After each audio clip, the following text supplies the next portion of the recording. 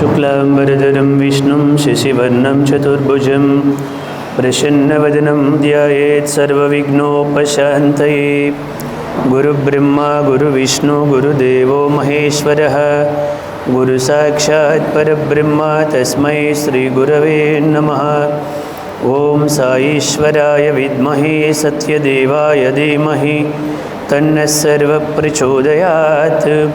ओम भूर्भुवस्सुवः तत्सवितुर्वरेण्यं भर्गो देवस्य धीमहि धियो यो नः प्रचोदयात्। व्यासाय विष्णुरूपाय व्यासरूपाय विष्णवे नमो वै ब्रह्मनिधये वासिष्ठाय नमो नमः। कूजन्तं राम रामेति मधुरं मधुराक्षरम् आरुह्य कविताशकां वन्दे वाल्मीकिकोकिलं। श्रुतिस्मृतिपुराणानाम् आलयं करुणालयं नमामि भगवत्पादां शङ्करं लोकशङ्करं।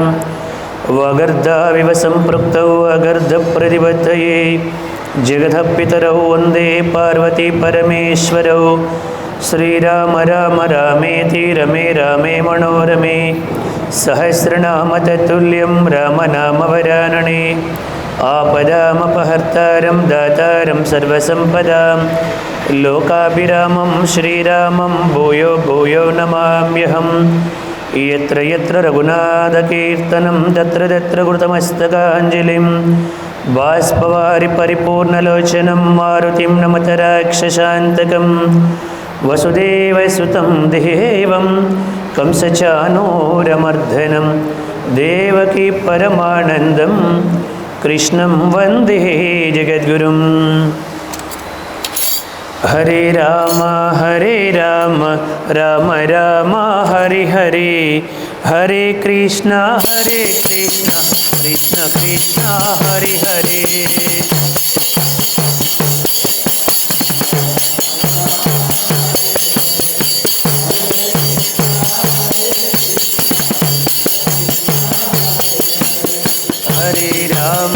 हरे राम राम राम हरे हरे हरे कृष्ण कृष्ण कृष्ण हरे हरे।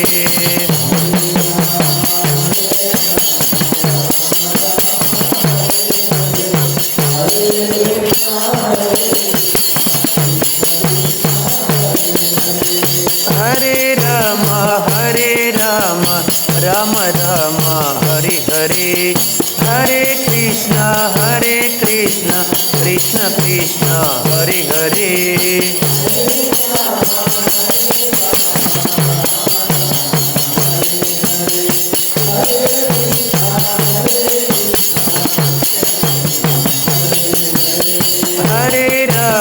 हरे राम राम राम हरे हरे हरे कृष्ण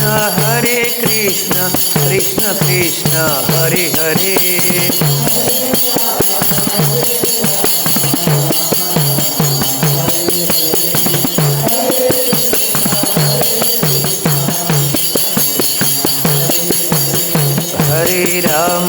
हरे राम राम राम हरे हरे हरे कृष्ण कृष्ण कृष्ण हरे हरे।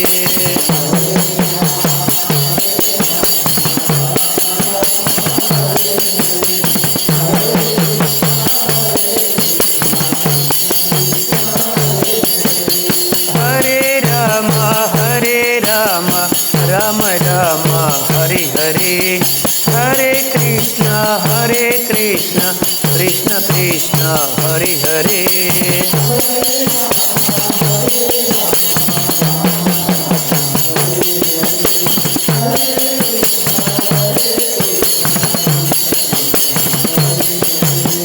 हरे राम राम राम हरे हरे हरे कृष्ण कृष्ण कृष्ण हरे हरे।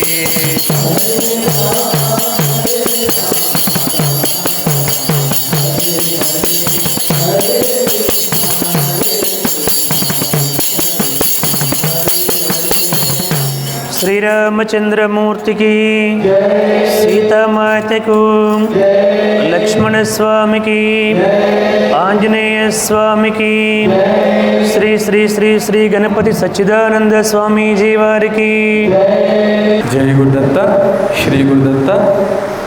ఈరోజు ప్రవచకర్త గారైనటువంటి వెంపల అన్నాజీ గారు, పుట్టపర్తి వాస్తవులు వెంపల అన్నాజీ గారికి నమస్కారాలు. అన్నాజీ గారి గురించి చిన్న పరిచయ కార్యక్రమం. ఈనాడు మన ఉపాధ్యులు శ్రీ వెంపల అన్నాజీ గారి గురించి పరిచయం. శ్రీ శ్రీ గణపతి సచ్చిదానంద స్వామీజీ వారు మరియు ఉత్తరాధికారి అయినటువంటి శ్రీ దత్త విజయానంద తీర్థ స్వామి వారి దివ్య ఆశీస్సులతో శ్రీ రామాయణం సప్తాహము శ్రీ సత్యనారాయణ స్వామి దేవస్థానము అవధూత దత్తపీఠము వైఎంఆర్ కాలనీలో నిర్వహించబడినది. ఈ రోజు నుంచి అనగా 23-26 శుక్రవారం నుంచి 27-3-26 శుక్రవారం వరకు సాయంత్రం ప్రతిరోజు 6 గంటలకు ఈనాడు మన ఉపాధ్యులు శ్రీ వెంపల అన్నాజీ గారు విజయనగరం జిల్లా సంతకమిటి మండలం సురవరం గ్రామము శ్రీ ఆదినారాయణ రాజేశ్వరమ్మ దంపతులకు 1981లో జన్మించారు. శ్రీ అన్నాజీ గారు 4 సంవత్సరంలో 759 ప్రవచనాలు 73 సప్తాహాలు చేశారు. 1999లో తన 18వ సంవత్సరంలోనే శ్రీ సత్యసాయి బాబా భక్తులుగా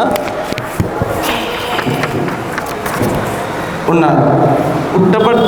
పుట్టపర్తి చిత్రావతి రోడ్డు శ్రీ సత్యసాయి సేవా సదన్ మరియు శ్రీ సత్యసాయి బాబా దేవాలయంలో 108 సాయి సందేశాలు, 108 మహాభారతం, 54 రోజులు రామాయణము, 40 రోజులు భాగవతము, 21 రోజు దేవీ భాగవతము, 21 రోజు శివపురాణము, 18 రోజులు భగవద్గీత, శ్రీ విష్ణు పురాణము, శ్రీ వెంకటాచల మహత్యము, శ్రీ వాసవి మాత చరిత్రను సప్తాహాలుగా ఆంధ్రప్రదేశ్ మరియు తెలంగాణలో ఆయన ప్రచారం చేశారు.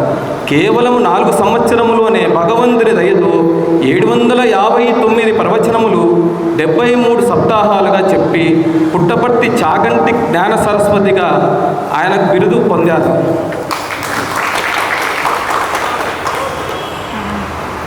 మన అన్నాజీ గారు ఈరోజు 761 ప్రవచనము 73వ సప్తాహముగా ప్రారంభించాలని ప్రార్థన.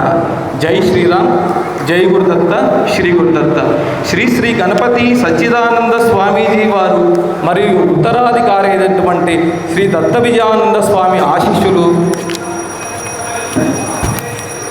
ఎల్లవేళలా ఉండాలని, మరెన్నో ప్రవచనాలు, ధర్మ సందేశాలు వ్యాప్తి చేయాలని, అటువంటి శక్తిని పూజ్య గురువులు శ్రీ గణపతి సచ్చిదానంద స్వామీజీ వీరికి ప్రసాదించాలని ప్రార్థిస్తూ శ్రీ సత్యనారాయణ స్వామి దేవస్థానము అవధూత దత్తపీఠము ప్రొద్దుటూరు వారి ప్రార్థన.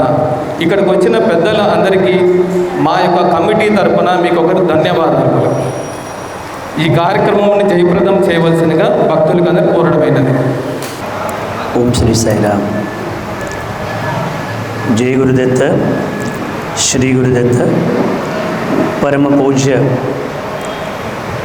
పరిపూర్ణ దత్తావతారులు, అవధూత దత్తపీఠ వ్యవస్థాపకులు శ్రీ శ్రీ శ్రీ గణపతి సచ్చిదానంద స్వామీజీ వారి దివ్య పాద పద్మములకు హృదయపూర్వకముగా నమస్కరిస్తూ, ఉత్తరాధికారి శ్రీ దత్త విజయానంద తీర్థ స్వామీజీ వారి దివ్య పాద పద్మములకు హృదయపూర్వకంగా నమస్కరిస్తూ, పవిత్రమైనటువంటి ఈ ప్రొద్దుటూరు అవధూత దత్తపీఠములో 7 రోజుల పాటు రామాయణ సప్తాహాన్ని చెప్పే భాగ్యాన్ని నాకు ప్రసాదించినటువంటి కమిటీ సభ్యులకు, ఆంజనేయులు గారికి, అలాగే నాకు ఇక్కడ పరిచయం చేసినటువంటి బద్రీనాథ్ గారికి అందరికీ కూడా హృదయపూర్వక నమస్కారాలు తెలియజేసుకుంటూ, ఈ రోజు నుంచి 7 రోజులు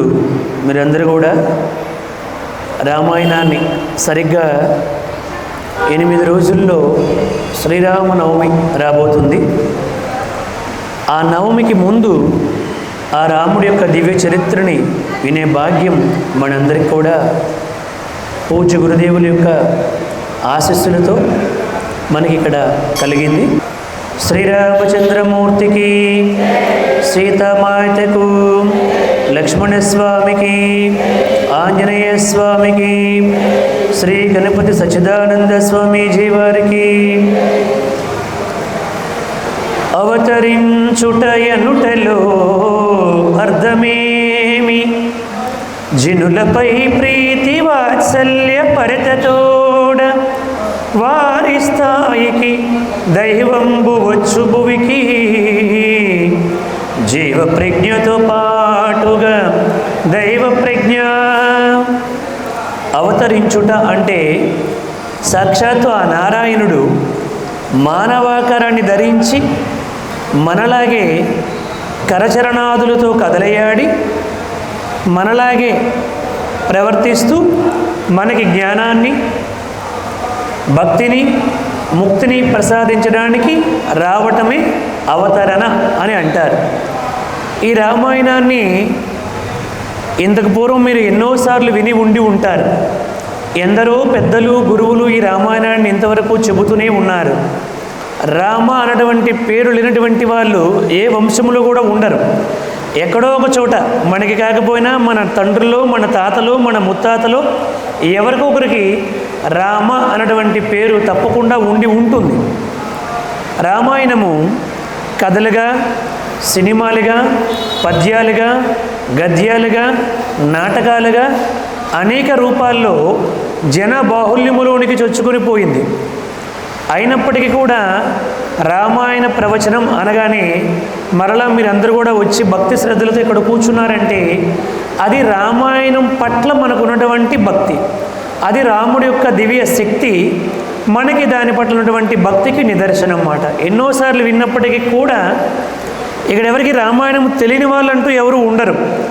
కానీ రామాయణం చెబుతామనగానే మరలా వినాలి అంటే ఎన్నిసార్లు విన్నప్పటికీ కూడా మరలా మరలా వినాలి అని అనిపిస్తూ ఉంటుంది ఈ యొక్క రామాయణం.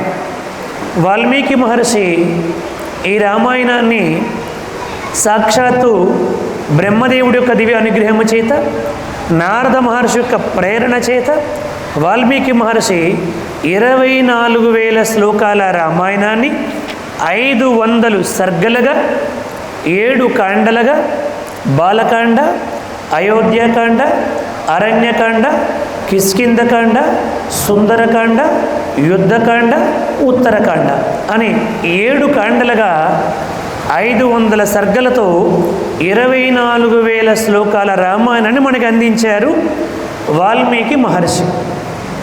అయితే ఇది వాస్తవానికి 24,000 శ్లోకాలు కాదంటండి. దీనిని బ్రహ్మదేవుడు 1,000,000 శ్లోకాలతో రామాయణాన్ని రచించారంట. ముందు 1,000,000 శ్లోకాలు అంటే అంత పెద్ద చరిత్ర ఉంది. దాంట్లో ప్రధానమైనటువంటి భాగాన్ని మాత్రమే తీసుకుని వాల్మీకి మహర్షి 24,000 శ్లోకాలుగా మనకు అందించారు. ఈ 24,000 శ్లోకాలకి ప్రతి 1000 శ్లోకాలకి ఒక బీజాక్షరి మంత్రం వచ్చేలాగా చేసి 24 బీజాక్షరి మంత్రాలతో 24,000 శ్లోకాలు పూర్తి చేశారు. ఆ 24 బీజాక్షరి మంత్రాలే గాయత్రి మంత్రము. ఓం భూర్భువస్సువః తత్సవితుర్వరేణ్యం భర్గో దేవస్య ధీమహి ధియో యో నః ప్రచోదయాత్ అన్నటువంటి మంత్రరాజము. గాయత్రి మంత్రం ఏమిటంటే మంత్రాలన్నింటిలో కూడా రాజు మాట గాయత్రి మంత్రం. అటువంటి ఆ గాయత్రి మంత్రాన్ని నిక్షిప్తము చేసి రామాయణాన్ని వాల్మీకి మహర్షి ఈ లోకానికి అందించారు. పరమ పవిత్రమైనటువంటి భారతదేశములో పుట్టడమే అనేక జన్మల పుణ్యఫలం అని చెప్పారు. భగవాన్ శ్రీ సత్యసాయి బాబా వారు చెప్పారు, ప్రపంచ దేశాలన్నీ కూడా పదార్థాలపై పరిశోధన చేస్తే భారతీయులు యథార్థాలపై పరిశోధన చేశారు. ప్రపంచ దేశాలన్నీ కూడా వస్తువులపై పరిశోధన చేస్తే భారతీయులు వాస్తవాలపై పరిశోధన చేశారు. ప్రపంచ దేశాలన్నీ కూడా సుఖాలపై పరిశోధన చేస్తే భారతీయులు శాంతిపై పరిశోధన చేశారు. అంత గొప్ప దేశములో పుట్టడమే అనేక జన్మల పుణ్య ఫలం అని చెప్పారు భగవాన్ శ్రీ సత్యసాయి బాబా వారు. భారత్ మాతాకు, భారత్ మాతాకు, భారత్ మాతాకు. ఖండ ఖండాంతర ఖ్యాతినార్జించిన మహనీయులునగన్న మాతృభూమి, పాశ్చాత్య వీరులు పారద్రోళించియు స్వాతంత్ర్యమునుగన్న సమరభూమి, సంగీత సాహిత్య శాస్త్రీయ విద్యల దీశక్తి చూపిన దివ్యభూమి, చిత్రకళలతోడ చిత్రమై ఉన్నట్టి భరతభూమి యందు జననముంది, భరతమాత ధర్మ భాగ్యంబు కాపాడ బాధ్యతంతే మీది భక్తులారా అన్నారు. అంటే ఈ భారతదేశములో పుట్టి ఆ భారతదేశం యొక్క సంస్కృతి సాంప్రదాయాలను కాపాడవలసినటువంటి బాధ్యత భక్తులైనటువంటి మనందరిపైన కూడా ఉంది అని చెప్పి అన్నారు. అటువంటి ఆ పరమాత్ముడు దానిని చెప్పడానికే అనేక సందర్భములు మత్స్య, కూర్మ, వరాహ, నారసింహ, వామన, పరశురామ, రామ, బలరామ, కృష్ణ, శ్రీ వెంకటేశ్వర అవతారాలుగా స్వామివారు అవతరించారు. మధ్య మధ్యలో ఇలా దత్తాత్రేయ స్వామివారి స్వరూపముతో గణపతి సచ్చిదానంద స్వామీజీ వారి రూపంలో కూడా ఆ దత్తాత్రేయ స్వామివారే అవతరించారు. అలా అనేక మంది గురువులు, సద్గురువులు, అవధూతలు, అవతార పురుషులు ఎంతోమంది అవతరించి మానవుణ్ణి మాధవుడిగా, పురుషుని పురుషోత్తముడిగా, నరుణ్ణి నారాయణుడిగా మార్చడానికి ఎన్నో అవతారాలు వచ్చినటువంటి దేశమే మన భారతదేశం. ప్రపంచంలో ఎన్నో దేశాలు ఉన్నప్పటికీ కూడా అన్ని అవతారాలు, అన్ని గురుస్వరూపాలు, అన్ని అవధూతలు కూడా భారతదేశంలో మాత్రమే వస్తూ ఉంటాయంటే ఈ దేశం ఎంత గొప్పదో చూడండి. భారత్ మాతాకు, భారత్ మాతాకు. శంకరాచార్యులు అవతరించారు. సత్సంగత్వే నిస్సంగత్వం, నిస్సంగత్వే నిర్మోహత్వం, నిర్మోహత్వే నిశ్చలతత్వం, నిశ్చలతత్వే జీవన్ముక్తి అని చెప్పారు. జీవుడు ముక్తిని పొందాలి అని చెప్పి అంటే సత్సంగమ వల్ల మాత్రమే ముక్తిని పొందుతాడు అని శంకరాచార్యులు చెప్పారు. కారణం ఏమిటి? మిగతా చోట్ల స్తోత్రాలు, పారాయణలు, భజనలు, పూజలు, జపాలు, ధ్యానాలు చేస్తాం. అది ఎలా చేయాలో, ఎందుకు చేయాలో, చేయడం వల్ల ఈ జన్మ ఎలా సార్థకమవుతుందో, ఒకవేళ అలా చేయకపోతే ఈ పవిత్రమైనటువంటి మానవ జన్మ ఏమవుతుందో తెలుసుకునే అవకాశం ఒక సత్సంగములో మాత్రమే ఉంది. కాబట్టి ఈ సత్సంగముకి అంత ప్రాధాన్యత ఇచ్చారు శంకరాచార్యులు. ఈ సత్సంగము వల్ల ఈ మానవ జన్మ ఎందుకోసం వచ్చింది, ఏం పని మీద వచ్చింది, తర్వాత మరలా మనం ఎక్కడికి వెళ్తున్నాము, దీనిని సార్థకము చేసుకుంటే ఏమి జరుగుతుంది, సార్థకము చేసుకోకపోతే ఏమి జరుగుతుంది అని కూడా మనకి సత్సంగంలోనే తెలుస్తుంది, మరి ఎక్కడా తెలియదండి. ప్రతి హిందువు కూడా నుదుట సింధువు పెట్టుకుంటాడు. ఎందుకోసము? నేను భగవత్ తత్వాన్ని అంగీకరిస్తున్నాను, నేను కర్మ సిద్ధాంతాన్ని అంగీకరిస్తున్నాను, నేను పునరుజ్జన్మ సిద్ధాంతాన్ని అంగీకరిస్తున్నాను అని చెప్పడానికి ప్రతి హిందువు నుదుట సింధువు పెట్టుకుంటాడు. మనందరికీ కూడా తెలుసు, మరలా ఈ జన్మ అయిపోతే ఇక్కడితో ముగింపు కాదు. ఈ జన్మ అయిపోతే మరలా జన్మ ఉందా లేదా అండి? జన్మ ఉందంటారా లేదా? ఇది ఒక్కటి కీ పాయింట్ అండి. నేను ప్రతిసారి ఇది అడుగుతాను. ఎందుకంటే ఇది ఒక్కటి తెలిస్తేనే మనము సాధనలో ముందుకు వెళ్తాం. ఇది తెలియలేదు అనుకోండి, ఈ జన్మని బాగా గడిపితే చాలు అనుకుంటాడు అంతే. ఈ జన్మ అయిపోయిన తర్వాత ఇక్కడతో ముగింపు అయిపోలేదండి, మరలా జన్మ ఉంది. ఏ జన్మ అని నేను అనలే, మరలా జన్మ ఉంది. ఇప్పుడు మనం అందరం ఎవరు ఎలా పుట్టారో వాళ్ళందరికీ తెలుసు. పుట్టినటువంటి ప్రతి ఒక్కరు కూడా ఎటువంటి కష్ట సుఖాలు, ఎటువంటి ఆనందాలు, దుఃఖాలు ఎటువంటివి అనుభవించారో ఎవరి అంతరాత్మక వాళ్ళకి తెలుస్తుంది. ఈ జన్మని బాగా సార్థకము చేసుకుంటే ఇంతకంటే కొంచెం ఉత్తమ జన్మ వస్తుంది. ఇప్పుడు ఉండే జన్మ కంటే ఉత్తమ జన్మ వస్తుంది. ఈ జన్మని సార్థకము చేసుకోకుండా, భగవంతుడు ఇష్టపడినట్టుగా జీవించకుండా ఈ జన్మని కొంచెము గనుక అశ్రద్ధ చూపించామనుకోండి, ఇంతకంటే తక్కువ జన్మ వస్తుంది. అంతే, సింపుల్. అర్థమైంది కదండి? ఈ జన్మని సార్థకము చేసుకుంటే ఇంతకంటే మంచి జన్మ, ఇంతకంటే ఉత్తమ జన్మ వస్తుంది. ఇప్పుడు ఉన్నదానికంటే ఒక 5 మార్కులు కలుపుకున్నాం అనుకోండి, చనిపోయేలోపు ఇంతకంటే ఉత్తమ జన్మ వస్తుంది. ఒక 5 మార్కులు తగ్గించుకున్నాం అనుకోండి, ఇప్పుడు ఉన్నదానికంటే 5 మార్కులు తగ్గిపోయినటువంటి జన్మ వస్తుంది. ఇప్పుడు ఈ బాధలు, ఈ కష్టాలు, ఈ నష్టాలు భరించడమే ఇంత కష్టంగా ఉంటే ఇంతకంటే 5 మార్కులు తగ్గించుకుంటే ఆ తక్కువ జన్మ వస్తే ఎంత కష్టముగా ఉంటుందో ఒక్కసారి ఎవరికి వాళ్ళే యోచన చేసుకోండి. అందుకోసమని ఈ జన్మలో ఒక 5 మార్కులు పెంచుకోవడానికి చూడాలి. ఎలా పెరుగుతాయి? ఇంటి దగ్గర కూర్చొని టీవీ సీరియల్ చూసుకుంటే పెరగదండి. ఏం చేయాలి? భగవంతుడి యొక్క నామాన్ని జపించాలి, సేవ చేయాలి. ఆయన యొక్క అనుగ్రహాన్ని పొందే విధముగా ఉండడానికి నీ ఇరుగు పొరుగు వాళ్ళతో మంచిగా ఉండాలి, తల్లిదండ్రులకి సేవ చేయాలి, అత్తమామలకి సేవ చేయాలి, వృద్ధులకి పెద్దలకి సేవ చేయాలి. నేను ఆంజనేయ గారి ఇంటికి వెళ్ళగానే వాళ్ళ ఇంట్లో 90 సంవత్సరాల పైచిలుకు వాళ్ళ అమ్మగారు ఉన్నారు. ఆయన వాళ్ళ తల్లి వాళ్ళ భార్య శ్రీమతి ఎంతో ప్రేమతో ఆవిడికి ఆహారాన్ని పెట్టారు. వాళ్ళ కుమార్తె కూడా వచ్చారు. ఆ అమ్మాయికి కూడా నేను అడిగాను, ఏమమ్మా నువ్వు సేవ చేస్తుంటావా? మీ నాన్నమ్మ గారికి అడిగితే ఆమె ఎక్కువ చేస్తుందండి మా ఇద్దరికంటే అని చెప్పారు. అంటే అలా తల్లిదండ్రులకి ఎవరైతే సేవ చేస్తారో వాళ్ళు భగవంతుడి యొక్క అనుగ్రహాన్ని సంపూర్ణముగా పొందుతారు అని చెప్పింది మన శాస్త్రము. చూడండి, ఈరోజు మనం బయటికి వెళ్తే తల్లిదండ్రుల్ని వృద్ధాశ్రమాల్లో పెట్టేస్తున్నారు. ఇంకా రకరకాలుగా మాటలతో, చేతలతో, ప్రవర్తనతో ఇబ్బంది పెట్టిస్తున్నారు. మనకి సనాతన ధర్మం ఏం చెప్పింది? మాతృదేవో భవ, పితృదేవో భవ, ఆచార్య దేవో భవ, అతిథి దేవో భవ అని మనకి శాస్త్రం చెప్పింది. నీకు మొట్టమొదటి దైవం ఎవరయ్యా అని చెప్పంటే నీ తల్లి నీ మొట్టమొదటి దైవం. నీవిక్కడ ఎన్నో ఆలయాలు ఉన్నాయి. ఈ యొక్క భారతదేశంలో ఎన్నో పుణ్యక్షేత్రాలు ఉన్నాయి, ఎన్నో పుణ్యతీర్థాలు ఉన్నాయి. వాటన్నింటిని కూడా దర్శిస్తే ఏ ఫలితం వస్తుందో నీ ఇంట్లో ఉండే తల్లిదండ్రులకి సేవ చేస్తే అంత గొప్ప ఫలితం వస్తుంది అని చెప్పింది మన శాస్త్రం.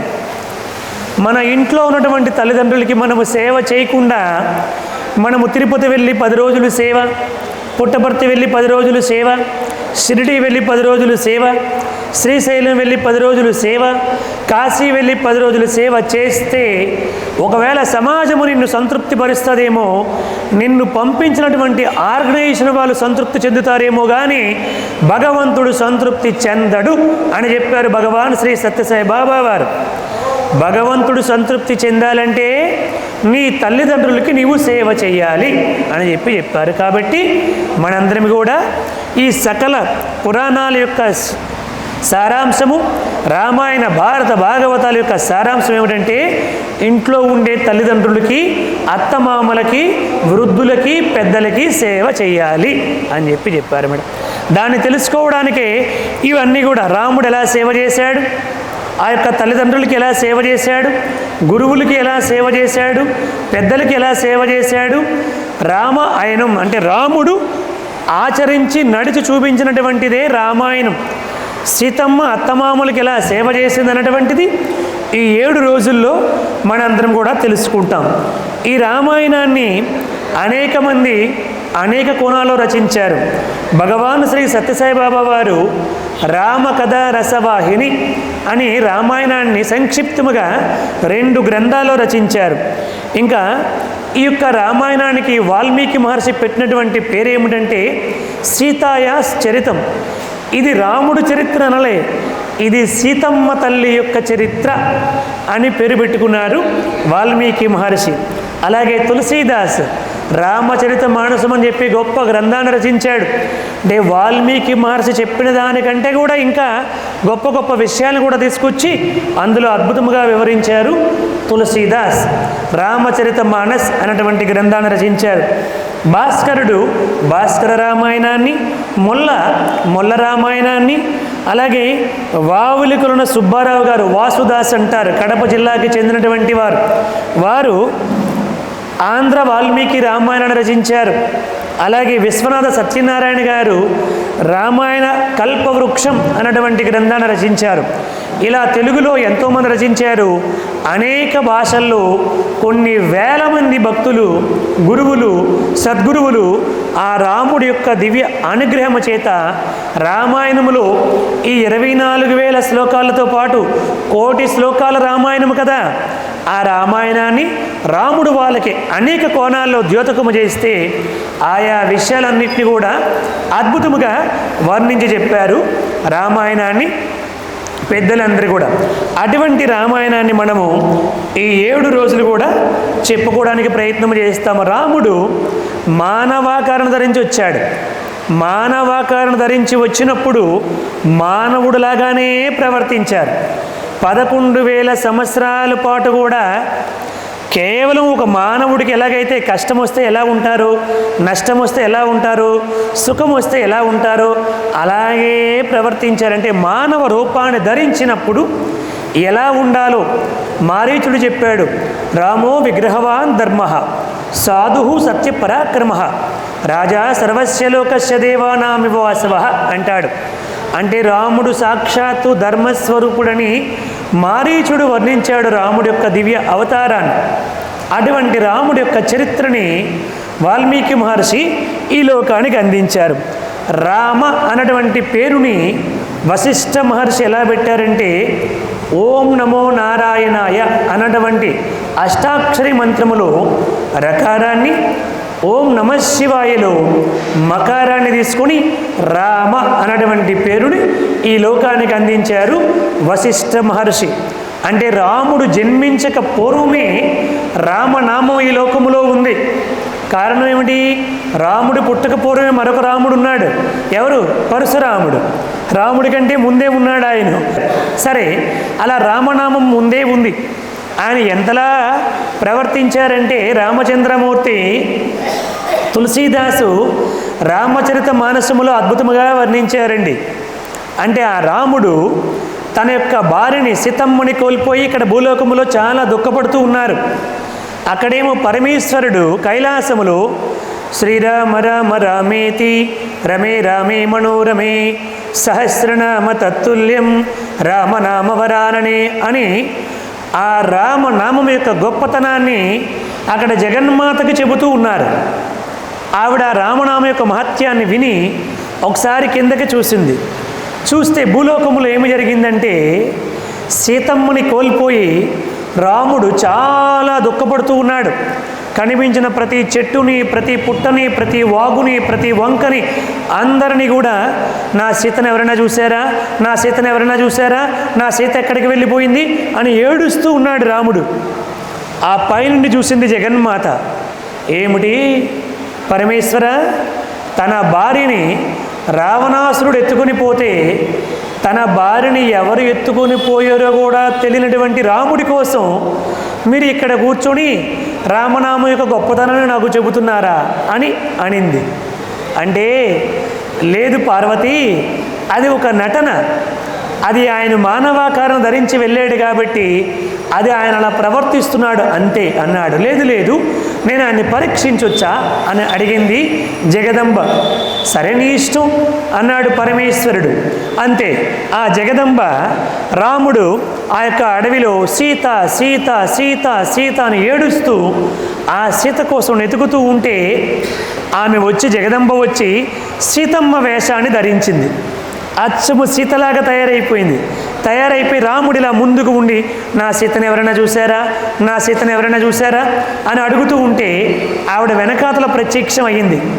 రామచంద్ర, నేను ఇక్కడే ఉన్నాను, నీకు నా మీద ఎంత ప్రేమ ఉందో తెలుసుకోవడానికి నేను నీకు కనిపించకుండా పోయాను. నేనంటే ఎంత ప్రేమ స్వామి మీకు అని మాట్లాడడం మొదలుపెట్టింది. ఇలా ఉన్నాడు రాముడు. వెనకాతల సీతమ్మ రూపంలో ఉన్నటువంటి జగదంబ మాట్లాడుతుంది. ఇప్పుడు ఒకసారి సీతమ్మ గొంతుతో మాట్లాడినప్పుడు వెనక్కి చూడాలి కదా. ఆయన వెనక్కి కూడా చూడకుండా ఇటువైపే చూసి రాముడు నా సీతను ఎక్కడైనా చూసారా అంటున్నాడు కదా. ఆవిడ మాట్లాడితే అలా విని, అమ్మా హాయిగా పరమేశ్వరుడితో కైలాసములో ఉండకుండా ఎందుకమ్మా ఈ కటిక కారారణ్యానికి వచ్చావు అన్నాడు రాముడు. అంతే, ఆవిడ ఒకసారి సిగ్గుతో తలదించుకొని అదృశ్యమైపోయి పరమేశ్వరుడి దగ్గరికి వెళ్ళిపోయింది. అవును స్వామి, మీరు చెప్పింది నిజమే, రాముడికి ఏం జరిగిందో మొత్తం అంతా కూడా తెలుసు. తెలిసినప్పటికీ కూడా రాముడు ఏమీ తెలియనివాడి వల్ల నటిస్తున్నాడు అని చెప్పంటే నేను ముందే చెప్పాను కదా అని అన్నాడు అని తులసీదాసు రామచరిత మానసములో అద్భుతముగా వర్ణించాడన్నమాట. శ్రీరామచంద్రమూర్తికి అయితే ఈ యొక్క వాల్మీకి మహర్షి మనందరికీ తెలుసు. ఆయన ఒకప్పుడు ఎవరు, పూర్వాశ్రమంలో ఎవరు, ఒక బోయవాడు. అంటే అడవిలో కొన్ని కారణాల వల్ల అడవిలో ఉంటూ దారి దోపిడి దొంగగా మారిపోయాడు. సహవాస దోషము వల్ల. మీకు ముందుకు వెళ్ళాక వివరంగా చెబుతాను. సరే, అలా ఉన్నటువంటి సందర్భములో సప్త ఋషులు ఒకానొక సందర్భంలో నారద మహర్షి వచ్చి ఆయనకి ఇది చాలా తప్పు కదయ్యా, ఇలా దొంగతనాలు చేయకూడదు, ఇలా వచ్చినటువంటి వాళ్ళందరినీ కూడా పీడించి వారి డబ్బు తీసుకొని వెళ్ళకూడదు అని బోధ చేశారు. లేదండి, నా భార్య బిడ్డల్ని నా తల్లిదండ్రుల్ని పోషించాలంటే నాకు ఇది నా కర్తవ్యం అని అన్నాడు. సరే, అలా చేస్తున్నావు కదా, మరి నీవు ఇంతమందిని చంపి పీడించి బాధ పెట్టి ఆ డబ్బు తీసుకొని వెళ్ళి నీ భార్య బిడ్డలకు ఇస్తున్నావు కదా, మరి ఆ పాపములో కూడా వాళ్ళకి భాగం ఉంటుందా అని అడిగారు. ఎందుకు ఉండదండి, ఉంటుంది అన్నాడు. సరే, అయితే ఇక్కడే ఉంటాము, నీవు వెళ్ళి నీ భార్య బిడ్డలకి నీ తల్లిదండ్రులకి ఈ మాట అడిగేసిరా, అప్పుడు నీకు ఈ బంగారం అంతా కూడా ఇచ్చేస్తామంటే ఏమిటి, ఇదంతా పట్టుకొని వెళ్ళిపోవడానికా అని అడిగాడు వాల్మీకి. లేదు లేదు, మేము ఇక్కడే ఉంటాం, వాళ్ళు మారువేషంలో ఉన్నారు, ఎక్కడికి వెళ్ళిపోము, ఇక్కడే ఉంటాం, నీవు వెళ్ళి నీ ఇంటికి వెళ్ళి అడిగేసిరా అని అన్నారు. అలా అనగానే వెంటనే ఇంటికి వెళ్ళాడు. వాళ్ళ నాన్నగారికి అడిగాడు, తండ్రి మీకు తెలుసు కదా, నేను ఈ డబ్బంతా కూడా తీసుకొస్తున్నాను, ఆ డబ్బుతో మీరంతా ఆనందంగా జీవిస్తున్నారు, మరి నేను చేసినటువంటి సంపాదన అనుభవిస్తున్నారు కాబట్టి ఆ డబ్బు సంపాదనలో చేసినటువంటి పాపము మీకు భాగం వస్తుందా రాదా అని అడిగాడు. ఆ తల్లిదండ్రులు చెప్పారు, మాకెందుకు వస్తుందిరా, మాకు రాదు. ఎందుకంటే నీకు ఎప్పుడైతే వివాహము చేసామో, నీకు ఒక మార్గములో ప్రవేశపెట్టామో, గృహస్థాశ్రమంలో ప్రవేశపెట్టామో, అప్పటి నుంచి మమ్మల్ని పెంచి పోషించవలసినటువంటి బాధ్యత నీది. నీకు పాపాలు చేయమని మోసాలు చేయమని మేము చెప్పలేదు, కాబట్టి ఆ పాపములో మాకు భాగము రాదు అని చెప్పారు తల్లిదండ్రులు. ఒకసారి ఆయనకి బుర్ర గిరును తిరిగింది, ఇదేమిట్రా, వీళ్ళ కోసం నేను పాపాలు చేస్తుంటే ఈ పాపములో భాగం వీళ్ళకి రాదా అనుకున్నాడు. భార్య దగ్గరికి వెళ్ళాడు. భార్య అర్ధాంగి, అర్ధనారీశ్వరి. భర్త చేసినటువంటి పుణ్యములో భార్యకి సగభాగం వెళ్ళిపోతుందండి. శాస్త్రం, ధర్మశాస్త్రం చెబుతుంది, భర్త చేసినటువంటి పుణ్యములో భార్యకి సగభాగం వెళ్ళిపోతుంది. భర్త చేసినటువంటి పాపము భార్యకి వెళ్ళదు. ఇక్కడ అడిగాడు వాల్మీకి మహర్షి, నేను ఈ విధముగా తప్పులు చేసి డబ్బు సంపాదిస్తున్నాను, ఆ డబ్బుని మీరు అందరూ కూడా తింటున్నారు కదా, మరి ఆ పాపము కూడా నీకు వస్తుందా అని అడిగింది. అడిగితే ఆ భార్య చెప్పింది, ఎట్టి పరిస్థితులు కూడా నాకు రాదండి. కారణం ఏమిటంటే నన్ను ఎప్పుడైతే వివాహం చేసుకున్నారో ఆ క్షణము నుంచి నన్ను పోషించవలసినటువంటి బాధ్యత, నన్ను సుఖంగా సంతోషముగా ఆనందముగా పోషించి నాకు కావలసినవన్నీ తీర్చవలసినటువంటి బాధ్యత మీపై ఉంది. కాబట్టి ఆ పాపముతో నాకు ఎటువంటి సంబంధము లేదు. అందుకోసమే నేను నా గోత్రాన్ని మార్చుకొని నీ గోత్రములోనికి వచ్చేసాను. నా తల్లిదండ్రులందరినీ కూడా వదిలిపెట్టి నా కుటుంబాన్ని, నా బంధువులని, నా గ్రామాన్ని అన్నీ వదిలిపెట్టేసి నీ వెనకాతల వచ్చేసాను. నిన్ను సంసార పదములో నిలబెట్టడానికి, నీకు వంశోద్ధారకులైనటువంటి సంతానాన్ని ప్రసాదించడానికి నేను నీతో వచ్చేసాను. కాబట్టి మీ పాపముతో నాకు ఎటువంటి సంబంధము లేదు అని భార్య చెప్పిందండి. ఆయన ఏమనుకున్నాడు, ఇంతవరకు వీళ్ళ కోసమే ఇవన్నీ కూడా చేస్తున్నాడు అనుకున్నాడు. ఇప్పుడు ఆయనకు అర్థమైంది, ఓహో, నేను చేసినటువంటి పాపముతో నా భార్యకి సంబంధము లేదు, నా బిడ్డలకి అసలే సంబంధము లేదు, నా తల్లిదండ్రులకి సంబంధము లేదు, నేను చేసినటువంటి కర్మను నేను ఒక్కడినే అనుభవిస్తాను అని ఆయనకి అర్థమయ్యి అప్పుడు సప్తఋషుల దగ్గరికి వెళ్ళి వాళ్ళందరినీ ప్రార్థన చేస్తే అప్పుడు వాళ్ళు రామనామ మంత్రాన్ని, తారక నామ మంత్రాన్ని ఉపదేశం చేశారు. నాయనా, ఇప్పటికైనా అర్థమైంది కదా, ఎవరికి ఎటువంటి సంబంధము లేదు, దీనిని రామాయణాన్ని అడ్డం పెట్టుకొని ఇక్కడ మన జీవితాన్ని మనము చూసుకుంటే మనందరం కూడా, పురుషులందరం కూడా ఏమనుకుంటాము? మనం ఉద్యోగాల్లో, మన వ్యాపారాల్లో, మన తల్లిదండ్రుల్ని, మన భార్య బిడ్డల్ని పెంచడానికి మనం మోసాలు చేసినా, అబద్ధం ఆడినా, పాపాలు చేసినా, ఏం చేసినా తప్పు లేదు అని మనం అనుకుంటాం. కాదు అని మనకి రామాయణం చెబుతుంది.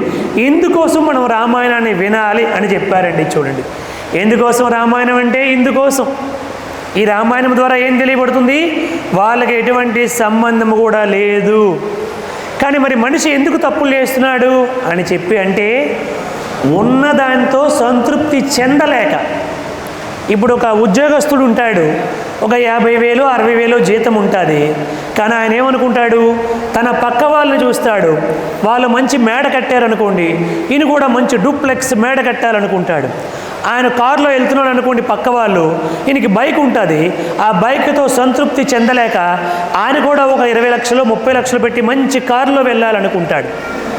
ఆ స్త్రీలందరూ కూడా మంచి ఆభరణాలు వేసుకుంటే ఈ భార్య కూడా భర్తను అడుగుతుంది, నాకు కూడా మంచి ఆభరణాలు చేయించి పెట్టండి అని చెప్పి వాటి కోసం మంచి ఆభరణాలన్నీ కూడా కొనాలనుకుంటాడు. ఇలా తనకి ఉన్నదానితో సంతృప్తి చెందకుండా లేని కోరికలన్నీ పెట్టుకోవడం వల్ల ఆ జీతము, ఆ సంపద, ఆ ఆదాయము సరిపోక టేబుల్ కింద చేయి పెడతాడు, లంచాలు తీసుకుంటాడు, మోసాలు చేస్తాడు, అబద్ధాలు ఆడతాడు, లేనిపోయినవన్నీ కూడా చేసి పాపాన్ని మూటగట్టుకుంటాడు.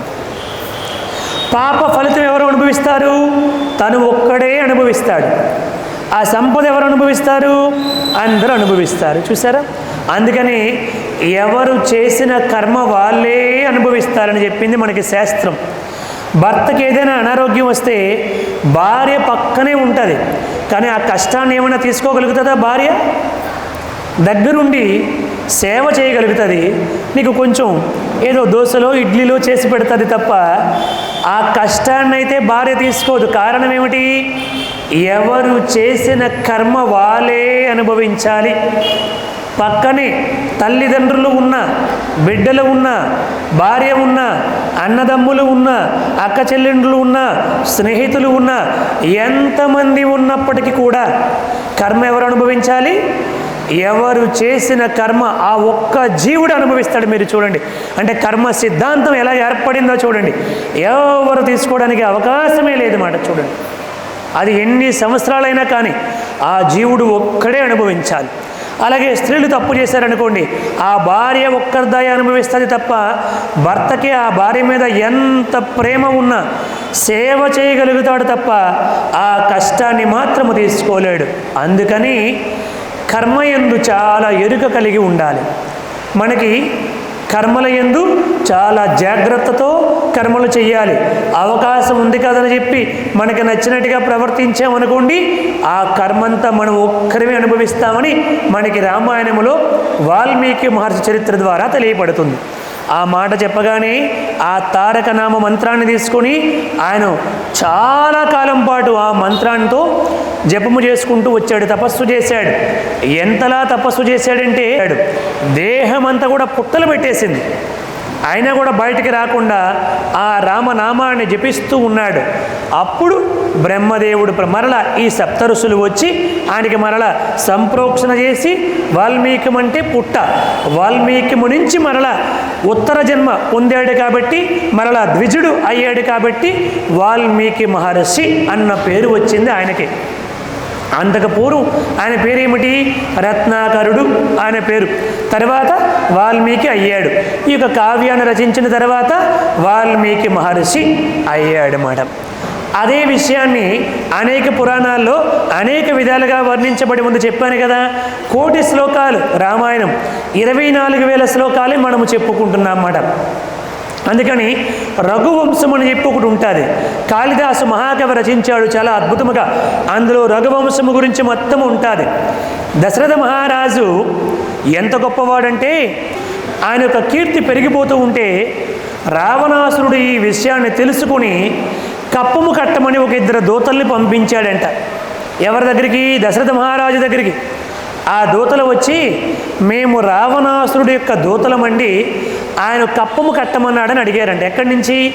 లంక నుంచి అయోధ్య నగరానికి వచ్చి దశరథుడు అన్నాడు, నేనెందుకు కప్పాన్ని కట్టాలన్నాడు. రావణాసురుడు ఈ యొక్క భూమండలం మొత్తానికి కూడా తనని తనే రాజుగా ప్రకటించుకున్నాడు, అందుకోసమని కప్పము కట్టమన్నాడు అన్నాడు. అలాగా అని దశరథుడు తన యొక్క కోదండాన్ని తీసి ఒక బాణాన్ని లాగిపెట్టి వదిలేడండి. ఎక్కడ? అయోధ్యలో వదిలిపెడితే అది వెళ్ళి లంకా నగరములో ఆ రావణాసురు యొక్క ద్వారాలు బంధించిందండి. చూడండి, అయోధ్య నుంచి లంకా నగరానికి ఒక బాణాన్ని వేశాడు, అది బంధించబడిపోయింది. రావణాసురుడు ఆశ్చర్యపోయాడు. ఈ దూతలకు చెప్పాడు, అదిగో మీ లంకానగర ద్వారాలని నా బాణముతో బంధించాను, నీ ప్రభువుకు చెప్పు అన్నారు. వాళ్ళు ఆశ్చర్యపోయి లంకానగరానికి వచ్చారు. రావణాసురుడు అడిగాడు, ఎవడరా నా ద్వారాలు బంధించాడంటే, నువ్వు ఏ దశరథ మహారాజుకి కప్పాన్ని కట్టమన్నావో ఆయనే బంధించాడన్నాడు. ఆశ్చర్యపోయాడు. దశరథుడు ఇంత గొప్పవాడా అని రావణాసురుడు గొప్ప తపస్సు చేశాడు. బ్రహ్మదేవుడు ప్రత్యక్షమయ్యాడు. ఏం కావాలో కోరుకొని చెప్పంటే, దశరథుడికి తన తేజస్సు ద్వారా సంతానము కలగకుండా అయిపోవాలి అని కోరుకున్నాడండి. రావణాసురుడు కోరుకున్నాడు తపస్సు చేసి, దశరథుడికి తన తేజస్సు ద్వారా సంతానము కలగకుండా అయిపోవాలి అని కోరాడండి. ఎటువంటి క్రూరుడో చూడండి వాడు. అంటే వాడికంటే గొప్పవాడు ఈ లోకంలో ఎవరు ఉండకూడదు అని అలా కోరుకున్నాడు అని రఘువంశములో కాళిదాసు అద్భుతముగా వర్ణించాడనమాట.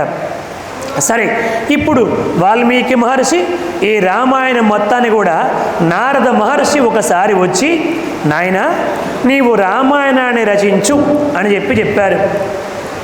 ఎలా రచించగలుగుతాను రామాయణాన్ని అని చెప్పంటే ఆయన చెప్పాడు, నా అనుగ్రహము చేత, ఆ రామచంద్రమూర్తి యొక్క దివ్య అనుగ్రహము చేత నీవు రామాయణాన్ని రచిస్తావు.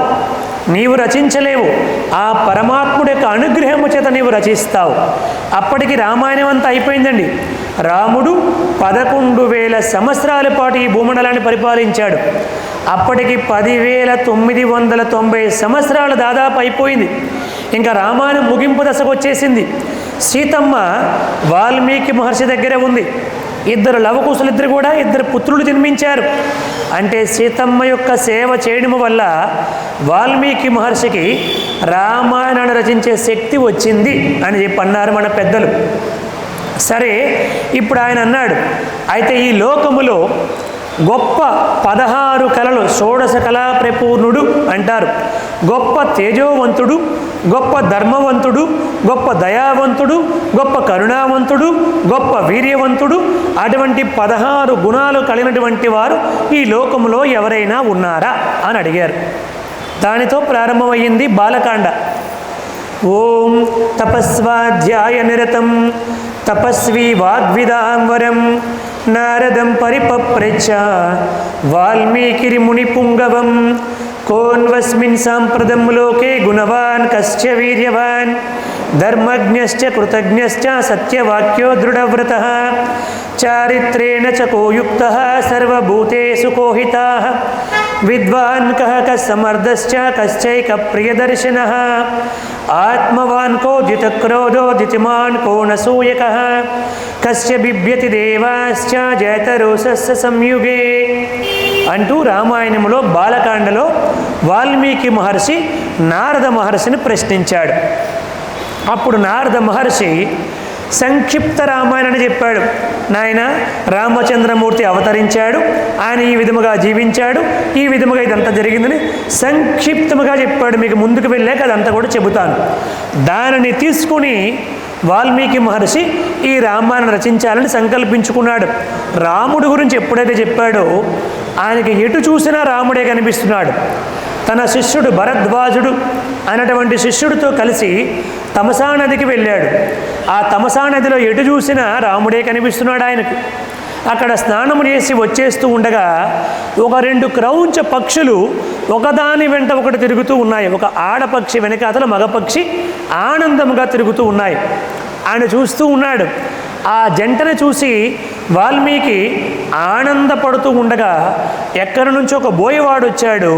ఆ క్రౌంచ పక్షుల్లో మగపక్షికేసి బాణం వేసి కొట్టేశాడు. అది కొట్టగానే టప టప టపమని శబ్దము చేసుకుంటూ కింద పడిపోయి చచ్చిపోయింది ఆ మగపక్షి. దానిని చూసి ఎంతో దుఃఖపడ్డాడు వాల్మీకి మహర్షి. మానిషాద ప్రతిష్టాయంత్వం అగమః శాశ్వతీ సమాహ యత్క్రౌంచమిదునాదేకం అవధీహి కామమోహితం అంటూ ఒక గొప్ప శ్లోకాన్ని ఉచ్చరించాడు. ఆ శ్లోకములో నుంచే రామాయణం మొత్తం కూడా పుట్టింది. ఆయన ఏమిటి నాకు ఇంత గొప్ప శ్లోకం వచ్చేసింది అని ఆలోచించుకుంటూ ఇంటికి తన ఆశ్రమానికి వెళ్ళాడు. ఆశ్రమానికి వెళ్ళి ఆ రాముడి కోసమే ఆలోచన చేస్తూ ఉండగా చతుర్ముఖ బ్రహ్మదేవుడు అక్కడికి వచ్చారండి. సాక్షాత్తు బ్రహ్మదేవుడు వాల్మీకి మహర్షి ఆశ్రమానికి వచ్చారు. ఆయన బ్రహ్మదేవుడికి సాష్టాంగ నమస్కారం చేసి లోపలికి తీసుకుని వెళ్ళి కూర్చోబెట్టి, స్వామి ఇలా వచ్చారని చెప్పి చాలా ఆనందపడుతూ ఉండగా ఆ బ్రహ్మదేవుడు చెప్పారు, నాయన నేనే నీ చేత ఆ శ్లోకము పలికింపజేశాను. నీవు రామాయణాన్ని రచించు. నారద మహర్షిని పంపించింది కూడా నేనే. ఇప్పుడు ఆ శ్లోకాన్ని నీ నాలికపై ఉండి సరస్వతీదేవి ద్వారా పలికించింది కూడా నేనే. నీవు రామాయణాన్ని రచించు. నీకు రామాయణం అంతా అయిపోయింది కదా, ఆ రామాయణము ఎలా జరిగిందో నీకు చూస్తూ ఉంటే మొత్తము కూడా చలనచిత్రము కనిపించినట్టుగా మొత్తము కనిపించిపోతుంది. రామాయణం అంతా కూడా ఎలా కనిపిస్తుందంటే, అప్పుడు ఆ రామాయణము జరిగినప్పుడు ఎవరెవరు వారి మనస్సుల్లో ఏమి ఆలోచించారో కూడా నీకు తెలిసిపోతుంది అని బ్రహ్మదేవుడు వరం ఇచ్చాడండి. చూడండి, రామాయణం అప్పటికి అయిపోయింది. అప్పుడు ఏం జరిగిందో 10,000 సంవత్సరాల క్రిందట ఏమి జరిగిందో కూడా, వాళ్ళ మనస్సుల్లో ఏమి ఆలోచించారో కూడా నీకు తెలిసిపోతుంది. కాబట్టి అటువంటి రామాయణాన్ని నీవు రచించు అని బ్రహ్మదేవుడు సంపూర్ణముగా వాల్మీకి మహర్షికి ఆశీర్వదించాడు. వాల్మీకి ఎంతో సంతృప్తి చెంది ఆ రామాయణ కావ్యాన్ని ప్రారంభించాడు. బాలకాండ, అయోధ్యకాండ, అరణ్యకాండ, కిష్కింధకాండ, సుందరకాండ, యుద్ధకాండ, ఉత్తరకాండ అని 7 కాండలు, 500 సర్గలు, 24,000 శ్లోకాలతో రామాయణాన్ని పూర్తి చేశాడు. పూర్తి చేసిన తర్వాత ఇప్పుడు ఈ రామాయణాన్ని లోకానికి ఎలా తీసుకుని వెళ్ళాలి, జన బాహుల్యములోనికి ఎలా వెళ్తుంది ఈ రామాయణం అని ఆలోచన చేస్తూ ఉంటే ఆ లవకుశులు ఇద్దరు కూడా వచ్చి ఆయన కాలు దగ్గర కూర్చొని ఆ గురువుగారికి పాదసేవ చేయడం మొదలుపెట్టారు. ఆహా, సీతమ్మ తల్లి ఈ రామాయణాన్ని ఈ లోకానికి తెలియపరచడానికి 2 కుమారులను కూడా మాకు అందించిందని చెప్పి వాల్మీకి మహర్షి ఎంతో సంతృప్తి చెంది ఆ 2 లవకుశులు ఇద్దరికి కూడా ఈ రామాయణాన్ని మొత్తాన్ని ముందు నేర్పించారండి వాల్మీకి మహర్షి. ఆ లవకుశులు ఇద్దరు కూడా రామాయణాన్ని మొత్తాన్ని కూడా అవపోసన పట్టారు. అవపోసన పట్టి రామాయణాన్ని ఈ లోకానికి మొట్టమొదటి చెప్పడానికి సీతమ్మ తల్లి సమక్షములో వాల్మీకి మహర్షి ఆశ్రమములో లవకుశులు ముందు గానము చేశారు. వాళ్ళందరూ ఎంతో సంతృప్తి చెందారు ఆ రామకథ అంతా కూడా విని. అదే మనకి లవకుశలు చాలా అద్భుతంగా వర్ణించారు. శ్రీరాముని చరితమును తెలిపెదమమ్మ, ఘనశీలవతి సీత కథ వినుడోయమ్మ అంటూ లవకుశులు ఈ లోకానికి అందించారు. ఆ గానాన్ని అంతా కూడా అందరూ విని ఎంతో ఆనందపడ్డారు. ఆ లవకుశులకి ఆనందముతో వాళ్ళ దగ్గర ఏది ఉంటే అవన్నీ కూడా బహుమానాలుగా ఇచ్చేశారు. వాళ్ళు చాలా సంతృప్తి చెందారు. గురువుగారు తల్లి లవకుశుల్ని సంపూర్ణముగా ఆశీర్వదించింది. అటువంటి లవకుశుల ద్వారా, వాల్మీకి మహర్షి ద్వారా, చతుర్ముఖ బ్రహ్మగారి ద్వారా, నారద మహర్షి ద్వారా, వాల్మీకి మహర్షి ద్వారా, ఆ యొక్క లవకుశుల ద్వారా ఈ లోకానికి ఏ రామాయణం అయితే అందించబడిందో ఆ రామాయణాన్ని పూజ్యశ్రీ గణపతి సచ్చిదానంద స్వామీజీ వారి దివ్య అనుగ్రహము చేత మనందరినీ కూడా ఈ 7 రోజుల పాటు ఇక్కడ మనం తెలుసుకోబోతున్నాము. దశరథ మహారాజు అప్పటికి 60,000 సంవత్సరాల వయస్సు వచ్చిందండి దశరథ మహారాజుకి. ఇప్పుడు ఎవరైనా 60 సంవత్సరాలు దాటి ఉంటే వాళ్ళు చాలా గ్రేట్ పర్సన్స్ కింద మనం చెప్పుకుంటూ వచ్చినటువంటి రోజులు ఇవి. అటువంటిది ఆ రోజుల్లో దశరథ మహారాజు త్రేతాయుగములో 60,000 సంవత్సరాల వయస్సు. ప్రజలందరినీ కూడా కన్న బిడ్డలలాగా దశరథ మహారాజు పరిపాలిస్తూ ఉన్నాడు. సప్తద్వీపములతో కూడినటువంటి అఖండ భూమండలం మొత్తాన్ని కూడా దశరథ మహారాజే పరిపాలిస్తూ ఉన్నాడు. అటువంటి దశరథ మహారాజు ఎంతో ఆనందముగా ఉన్నప్పటికీ కూడా లోపల అతనికి ఒక దుఃఖము వెంబడిస్తూ ఉంది. ఏమిటా దుఃఖం అంటే సంతానము లేదు. 60,000 సంవత్సరాల వయస్సు వచ్చినప్పటికీ కూడా సంతానము లేనటువంటి కారణము చేత దశరథ మహారాజు చాలా దుఃఖపడుతూ ఉన్నాడు. ఒకానొక సందర్భములో దశరథ మహారాజుకి ఆ పరమాత్ముడి యొక్క దివ్య ప్రేరణ చేత సంతానము కోసము అశ్వమేధ యాగాన్ని చెయ్యాలి అన్నటువంటి ఆలోచన కలిగింది. మరుసటి రోజు ఉదయాన్నే గురువైనటువంటి వశిష్ఠ మహర్షిని పెద్దలందరినీ కూడా రప్పించి, మహాత్ములారా, నాకు సంతానము లేని కారణముగా మనస్సులో చాలా దుఃఖము ఉంది. అందు కారణము చేత అశ్వమేధ యాగాన్ని చెయ్యాలని నేను సంకల్పించుకుంటున్నాను, మీ అభిప్రాయాన్ని తెలియపరచండి అని అనగానే వాళ్ళందరూ చాలా సంతృప్తి చెంది అశ్వమేధ యాగాన్ని చెయ్యండి, దానితో పాటు పుత్రకామేష్టి యాగాన్ని కూడా చెయ్యండి అని వశిష్ఠ మహర్షి చెప్పారు. చెబితే అప్పుడు సుమంత్రుడు చెప్పాడు, ఇది ఇలా జరగబోతుందని పూర్వమే నేను సనత్ కుమారుల వారు చెప్పగా విన్నాను.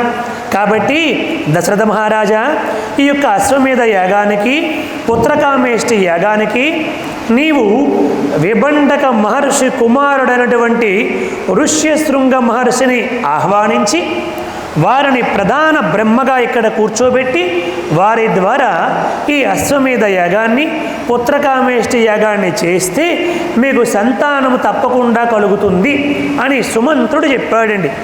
దశరథ మహారాజు ఎంతో సంతృప్తి చెందాడు. ఇది ఇలా జరగబోతుందని ఎప్పుడో సనత్ కుమారుల వారు చెప్పారంట, భవిష్యత్తులో ఇలా జరగబోతుంది అని. దేనికైనా కాలము కలిసి రావాలి కాబట్టి ఆ కాలము వచ్చినప్పుడే చెప్పాలి కాబట్టి ఎంతవరకు చెప్పకుండా ఉన్నాడు సుమంత్రుడు. సరే, ఇప్పుడు ఆ యొక్క ఋష్యశృంగుని తీసుకుని రావాలి. ఆ ఋష్యశృంగుడు రోమపాదుడి యొక్క అల్లుడు. ఆ రోమపాదుడికి దశరథ మహారాజుకి కౌసల్యమాతకి ప్రారంభములోనే శాంత అన్నటువంటి ఒక కుమార్తె జన్మించింది. దశరథ మహారాజుకి సంతానము ఉంది, ఒక కుమార్తె. ఆ కుమార్తె పేరు ఏమిటి? శాంత. ఆ శాంతని తన యొక్క స్నేహితుడైనటువంటి ఆ యొక్క రోమపాదుడికి దత్తతగా ఇచ్చేసాడండి. నాకు సంతానము కలుగుతుంది అన్న నమ్మకముతో ఇచ్చేశాడు. ఇచ్చేసిన తర్వాత సంతానము కలగలేదన్నమాట. ఇది ఆ యొక్క శాంతని ఆ ఋష్యశృంగుడిని, అంటే నీ కుమార్తె అల్లుడు, నీకు కూడా అల్లుడు అవుతాడు. నీ స్నేహితుడికి అల్లుడు, నీ కుమార్తెకి భర్త కాబట్టి నీకు కూడా అల్లుడు అవుతాడు. కాబట్టి వాళ్ళిద్దరిని తీసుకొని వచ్చి ప్రధాన బ్రహ్మగా పెట్టి ఇక్కడ నీవు అశ్వమేధ యాగాన్ని పుత్రకామేష్టి యాగాన్ని చెయ్యండి అని చెప్పారు. దశరథుడు ఎంతో సంతృప్తి చెందాడు. భార్యలకి, కుల గురువులకి, పెద్దలకి అందరికీ ఈ విషయాన్ని తెలియపరిచాడు. ఎందుకంటే అశ్వమేధ యాగాన్ని 365 రోజుల పాటు, ఏడాది పాటు చేయాలండి. అంటే ఒక అశ్వాన్ని వదిలిపెడతారు, ఆ అశ్వాన్ని ఎవరు కూడా బంధించకూడదు. అందరూ కూడా దశరథ మహారాజు యొక్క రాజరికాన్ని, ఆయన యొక్క పూజ్యత్వాన్ని అందరూ అంగీకరించాలి. ఒకవేళ ఎవరైనా బంధిస్తే ఆ అశ్వాన్ని దశరథ మహారాజు వెళ్ళి సామ దాన భేద దండోపాయాలు ఉపయోగించి ఆ అశ్వాన్ని అవసరమైతే యుద్ధము చేసైనా మరలా తెచ్చుకోవాలి. అంతవరకు ఇక్కడ 365 రోజుల పాటు అనేక కార్యక్రమాలు ఇక్కడ జరగాలి. యజ్ఞము జరగాలి, అన్నప్రసాదము జరగాలి, అనేక రకాలైనటువంటి కార్యక్రమాలు అక్కడ ఉంటాయి. అవన్నీ కూడా జరగాలి. అది సామాన్యమైనటువంటి క్రతువు కాదు. అందుకనే కలియుగములో అశ్వమేధ యాగము నిషిద్ధం అని చెప్పి అన్నారు. కలియుగములో లేదు మాట. దశరథ మహారాజు ఆ విధముగా 365 రోజుల పాటు అశ్వమేధ యాగాన్ని పుత్రకామేష్టి యాగాన్ని చేయడానికి సంకల్పించుకుని తన స్నేహితుడైనటువంటి రోమపాదుడి దగ్గరికి దశరథుడే స్వయముగా వెళ్ళాడు. వెళ్ళి తన అల్లుడు తన కుమార్తె అయినటువంటి శాంత ఋష్యశృంగులని ఈ యాగానికి ప్రధాన యజ్ఞబ్రహ్మలుగా వాళ్ళని పంపించమని చెప్పి ప్రార్థన చేశాడు. వాళ్ళు సంతృప్తిగా అయ్యో తప్పకుండా మహారాజా పంపిస్తామని చెప్పి అంగీకరించి పంపించారు. ఆ విధముగా ఋష్యశృంగుడు శాంత ఇక్కడికి వచ్చారు. దశరథ మహారాజు వశిష్ఠ మహర్షిని కులగున్నటువంటి వశిష్ఠ మహర్షిని జాబాలిని పెద్దలందరినీ కూడా అక్కడ పెట్టుకుని ఆ ఏర్పాట్లన్నీ కూడా చేశాడన్నమాట. అలా అక్కడ యజ్ఞము జరుగుతూ ఉంది. ఆ యాగము 365 రోజుల పాటు జరుగుతూ ఉందండి. అనేక మంది దేవతలు, గొప్ప గొప్ప రాజర్షులు, గురువులు, పెద్దలు, పండితులు అందరూ కూడా వస్తున్నారు. నిత్య అన్నదానము జరుగుతూనే ఉంది. దశరథుడు ఎంతో సంతృప్తిగా ఆ యాగాన్ని చేస్తూ ఉన్నాడు. ఆ యాగం అయిన తర్వాత పుత్రకామేష్టి యాగము చెయ్యాలి. సరే, ఇప్పుడు యాగము జరుగుతూ ఉండగా ఎవరిని పిలిస్తే వాళ్ళు రావాలి. ఇంద్రాయిశ్వహ అంటే ఇంద్రుడు రావాలి, వరుణాయిశ్వహ అంటే వరుణుడు రావాలి. ఇలా దేవతలందరూ కూడా ఆహ్వానిస్తూ ఉన్నారు. వాళ్ళందరూ వచ్చి ఆ హవిర్భాగాలు స్వీకరిస్తూ ఉన్నారు. అటువంటి సందర్భములో అక్కడికి నారాయణుడు వచ్చాడండి. నారాయణుడు స్వయంగా వచ్చాడు. రాగానే దేవతలందరూ కూడా నారాయణుడి దగ్గరికి వెళ్ళారు. నారాయణ, ఈ లోకములో రావణాసురుడి యొక్క బాధలు రోజు రోజుకి పెచ్చి పెరిగిపోతూ ఉన్నాయి. ఆయన అనేక విధాలుగా ఇబ్బంది పెడుతున్నాడు ఈ లోకాలని. ఇక్కడికి మేము రావడానికి కూడా చాలా భయపడుతూ వచ్చాం. కాబట్టి నీవు ఈ దశరథ మహారాజుకి కుమారుడిగా జన్మించి మమ్మల్ని అందరినీ కూడా ఈ రావణాసురుడి యొక్క బారి నుంచి కాపాడు అని దేవతలందరూ కూడా ప్రార్థన చేశారు నారాయణుణ్ణి అవతరించమని. అంటే నారాయణుణ్ణి కూడా అవతరించమని ప్రార్థన చేస్తే అవతరిస్తారన్నమాట. అది ఒక పద్ధతి. అందుకోసమని దేవతలందరూ ముక్తకంఠముతో నారాయణుని ప్రార్థన చేస్తే నారాయణుడు అన్నాడు, అవునవును, నేను కూడా ఆ రావణాసురుడు చేస్తున్నటువంటి ఆగడాలన్నీ కూడా గమనిస్తున్నాను. కానీ వాడు చాలా తపస్సు చేశాడు. వాడి తపస్సు అంతా కూడా భగ్నమైపోతూ వచ్చింది, తగ్గిపోతూ వచ్చింది. కాబట్టి ఇక నేను అవతరిస్తాను. అవతరించి ఆ రావణాసురుణ్ణి, కుంభకర్ణుణ్ణి, ఇంద్రజిత్తుని, వాడి పరివారాన్ని అందరినీ కూడా సంహరిస్తాను. రాక్షసులందరినీ కూడా సంహరిస్తాను. మరలా ధర్మాన్ని పునఃప్రతిష్టాపన చేస్తాను. అంతేకాదు 11,000 సంవత్సరాల పాటు ఈ భూమండలాన్ని నేను పరిపాలిస్తాను. 10 వర్ష సహస్రాన్ని 10 వర్ష శతాని చ వత్సామి మానుషేలోకి పాలయాన్ పృథ్వీమిమాం. నేను అఖండ భూమండలం మొత్తాన్ని కూడా 11,000 సంవత్సరాల పాటు పరిపాలన చేస్తాను అని చెప్పి ఆ యొక్క శ్రీమన్నారాయణుడు దేవతలందరికీ కూడా వరాన్ని ప్రసాదించారండి. నారాయణుడే స్వయంగా వరం ఇచ్చారు. దేవతలందరూ ఆనందపడ్డారు. బ్రహ్మదేవ, వీళ్ళందరినీ కూడా నేను నారాయణుడిగా అవతరించినప్పుడు, రామచంద్రమూర్తిగా దశరథ మహారాజుకి అవతరించినప్పుడు నాకు సహాయము చేయడానికి ఈ దేవతల అంశ చేత అందరినీ కూడా వానరులుగా, భల్లూకములుగా వాళ్ళందరినీ ఉద్భవింపజేయ్ అని చెప్పి అన్నాడండి. చూడండి, అలా దేవతలు వారి వారి అంశల చేత గంధర్వులకి, నాగులకి, యక్షులకి, అనేక మందికి ఆ యొక్క అంశల చేత జన్మించారన్నమాట. దేవతలే వానరులుగా జన్మించారు. బ్రహ్మదేవుడు ఆజ్ఞాపించాడు, పూర్వమే ఒకరోజు నా నోటిలో నుంచి జాంబవంతుడు ఉద్భవించాడు, ఇదో పూర్వం. కాబట్టి ఇప్పుడు మీరందరూ కూడా మీ మీ అంశల చేత అనేక మందిని సృష్టించండి అని దేవతలకు చెప్పాడు. ఆ దేవత అంశలతో పుట్టినటువంటి వాళ్ళే ఈ వానరులందరూ కూడా. అక్కడ ఎదురుగా ఉన్నటువంటి ఆంజనేయ స్వామి అవతారం కూడా ఆ విధముగా స్వామివారికి సేవ చేయడానికి వచ్చినటువంటి అద్భుత అవతారమే ఆంజనేయ స్వామి వారి యొక్క అవతారం. జయ బోలో పవన్ సుత హనుమానికి. ఆంజనేయ వీర హనుమంత సూర, ఆంజనేయ వీర హనుమంత సూర, వాయుకుమార వానర వీర,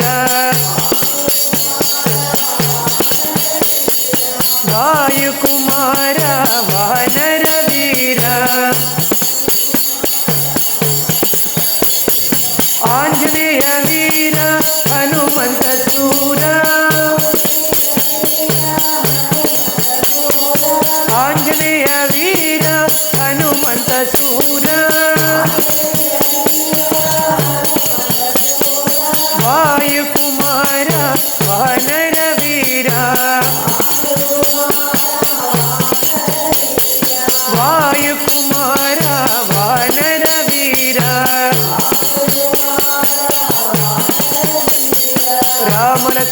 जानकी जय बोलो हनुमान की।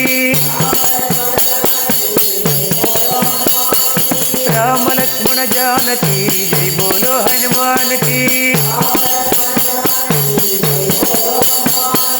राम लक्ष्मण जानकी जय बोलो हनुमान की। राम लक्ष्मण जानकी जय बोलो हनुमान की। राम लक्ष्मण जानकी जय बोलो हनुमान की। राम लक्ष्मण जानकी जय बोलो हनुमान की। राम लक्ष्मण जानकी जय बोलो हनुमान की। आंजनेय वीर हनुमंत सूर। आंजनेय वीर हनुमंत सूर। वायुकुमार वानर वीर। वायुकुमार वानर वीर। आंजनेय वीर हनुमंत सूर। आंजनेय वीर हनुमंत सूर। वायुकुमार वानर वीर। वायुकुमार वानर वीर। राम लक्ष्मण जानकी जय बोलो हनुमान की। राम लक्ष्मण जानकी जय बोलो हनुमान की।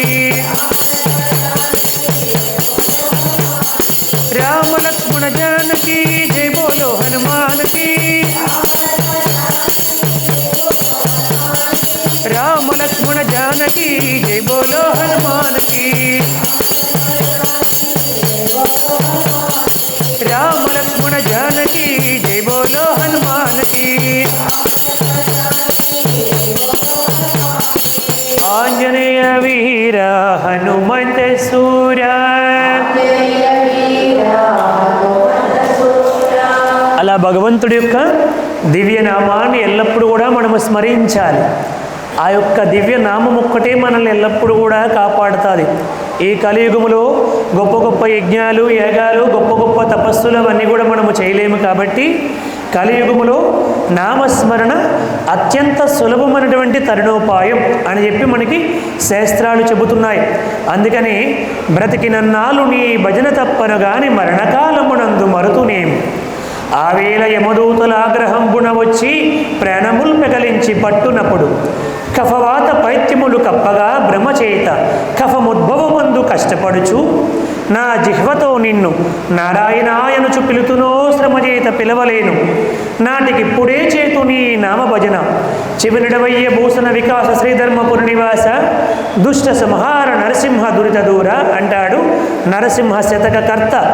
అంటే అంత్యకాలంలో ఆయన స్మరించగలుగుతామో లేదో తెలియదు. కాబట్టి ఇప్పుడే మనము స్మరించాలి.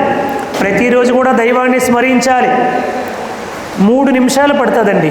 108 సార్లు ఓం నమశివాయ చెప్పడానికి ఎంతసేపు పడుతుందండి? 3 నిమిషాలండి.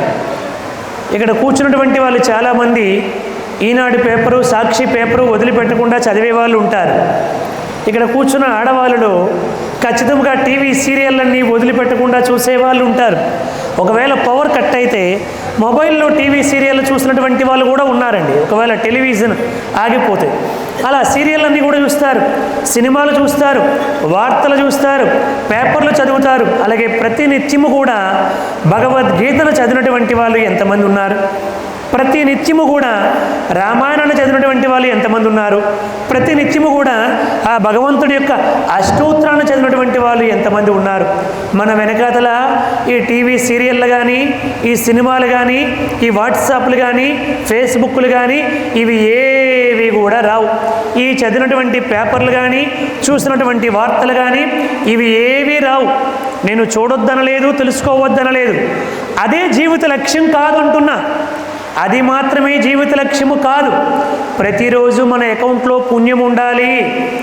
ఆ పుణ్యమే నిన్ను కాపాడుతుంది తప్ప ఈ న్యూస్ పేపర్లు కానీ, వార్తలు కానీ, సినిమాలు కానీ, సీరియళ్ళు కానీ నిన్ను కాపాడవు. నీ అకౌంట్లో పుణ్యము ఉంటేనే భగవంతుడు నీకు కష్టం వచ్చినప్పుడు, నష్టం వచ్చినప్పుడు దేన్నో ఒక దాన్ని అడ్డు పెట్టుకొని నిన్ను రక్షించాలనుకుంటాడు. ఇక్కడ ఇన్ని ఆలయ మూర్తుల్ని స్వామీజీ వారు ఎందుకు కట్టించారు?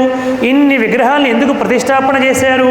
ప్రతినిత్యము కూడా ఇక్కడ ఇన్ని పూజలు, ఇన్ని వ్రతాలు, ఇన్ని హోమాలు, ఇన్ని నోములు, ఇన్ని కార్యక్రమాలు ఎందుకు పెట్టారంటే ఆ విధముగా మనము పాల్గొనడం వల్ల అందులో ఏదో ఒక దాన్ని అడ్డం పెట్టి రేపు నీకు ఏదైనా పెద్ద ఆపద వస్తే, పెద్ద కష్టము వస్తే, పెద్ద సమస్య వస్తే నిన్ను కాపాడాలంటే నీ అకౌంట్లో పుణ్యము ఉండాలి. కాబట్టి పూజ్య శ్రీ గణపతి సచ్చిదానంద స్వామీజీ వారు ఎంత వ్యవస్థను ఏర్పాటు చేశారు మనల్ని ఉద్ధరింపజేయడానికి. వారి కోసం కాదండి ఇవన్నీ కూడా. మానవాళి తరించాలంటే అకౌంట్లో పుణ్యం ఉండాలండి. పుణ్యము లేదనుకోండి దేవుడు కూడా ఏమీ చేయలేడండి. చూస్తూ ఉండిపోతాడు తప్ప దేవుడు కూడా ఏమీ చేయలేడు. కారణం ఏమిటి?